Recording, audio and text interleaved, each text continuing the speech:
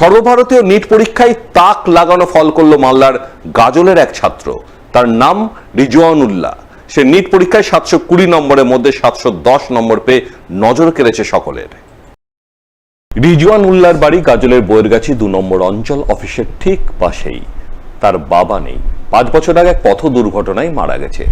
বাড়িতে যৌথ পরিবারে রয়েছে মা, দাদু, দিদা, কাকা, কাকিমা এবং কাকাতো 8 ভাই বোন।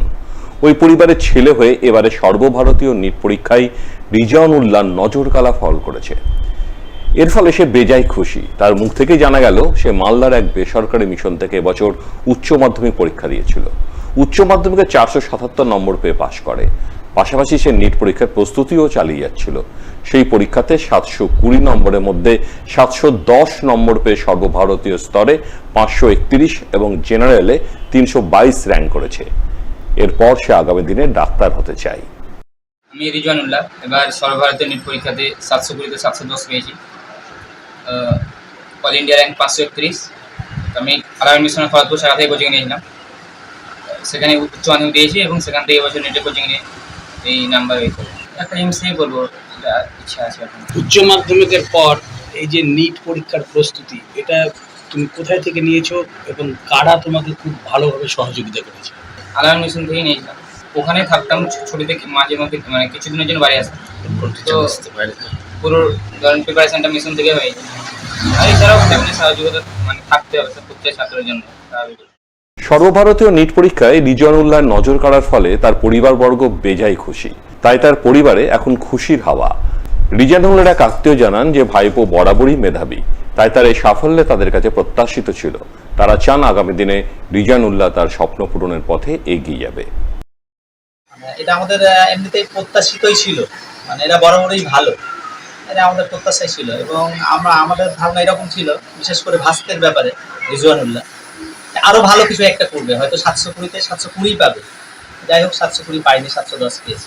ডাক্তারি এমসে করবে এবং এখান থেকে সবাই চায় যে দাদা যে রেজাল্টটা করছে তার থেকে অনেকটাই তারা ভালো করবে। এমনকি মানে রিজওয়ানের যে মানে ছোট ভাই, সে অনেকটাই তার উপর রাগ যে তার 10 নাম্বার কেন কমলো, 720 কেন পেলো না, 710। তার অনেকটাই রাগ যে 7-10 নাম্বার কেন কমে গেল তার। আমার ভাসতে যেরকম রিজওয়ানুল্লাহ, মানে এর একটা টার্গেট হচ্ছে যে সারা পৃথিবীতে যেরকম একটা সুখ্যাতি অর্জন করেছে ডক্টর শেট্টি, সে যেন যদি ডাক্তার হয় সে যেন এরকম ডাক্তার হয়, ডাক্তার শেট্টির মতো সাধারণ মানে যেন ডাক্তার না হয়, এরকম তার একটা মানে উচ্চাকাঙ্ক্ষা। আমরা এই ভাস্তি রেজাল্ট নিয়ে খুবই খুশি।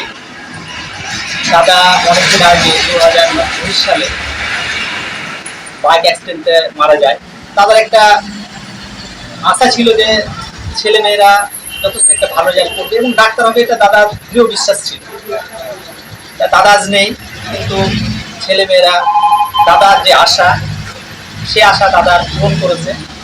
এই জন্য বিশেষ করে ভাস্তি এবং ভাস্তিকে ধন্যবাদ জানাচ্ছি। দুস্থ মেধাবী ছাত্রছাত্রীদের পড়াশোনা চালিয়ে যেতে গত 10 বছরের মতো এবারও বিশেষ উদ্যোগ গ্রহণ করলেন মালদা শহরের এক স্বেচ্ছাসেবী সংস্থার সদস্যরা। উদ্যোগের অঙ্গ হিসাবে নবম থেকে এমএ ক্লাস পর্যন্ত মোট 9 জন ছাত্রছাত্রীকে প্রদান করলেন ডক্টর তুষারকান্তি ঘোষ বার্ষিক মেধাবৃত্তি 2024-25। এই মেধাবৃত্তি প্রদান উপলক্ষে রবিবার মালদা জেলা গ্রন্থাগারের বইবাগানে এক অনুষ্ঠানের আয়োজন করা হয়। সেই অনুষ্ঠান মঞ্চেই জেলার বিভিন্ন প্রান্তের মোট 9 জন ছাত্রছাত্রীর হাতে বার্ষিক মেধাবৃত্তি তুলে দেন সংস্থার সভাপতি আদর্শ মিশ্র সহ অন্যান্যরা। 11তম মেধাবৃত্তি প্রদান অনুষ্ঠান।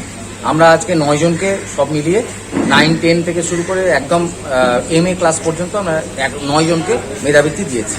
এখানে যে সমস্ত ছেলেমেয়েরা পড়াশুনোয় খুব আগ্রহী, আমি বলবো না অত্যন্ত মেধাবী, আমি বলবো আগ্রহী, তারা পড়তে চায়, তারা বই পড়তে চায় এবং তাদের স্কুল লেভেলে তাদের শিক্ষকদের তাদের সম্পর্কে ধারণা অত্যন্ত আশাব্যঞ্জক, আর তাদের লোকালিটিতেও তাদের সম্পর্কে ব্যবহার এবং আচরণ সম্পর্কে তাদের সুনাম আছে। সেই সমস্ত ছাত্রছাত্রীদের আমরা 2 স্তরে যাচাইকরণের মাধ্যমে তাদেরকে বেছে নিয়েছি। জেলার বিভিন্ন প্রান্ত থেকে গ্রাম শহর সমস্ত মিলিয়ে আমরা ছাত্রদেরকে নিয়ে এসেছি। আমাদের আবেদন আরও অনেক বেশি পড়েছিল।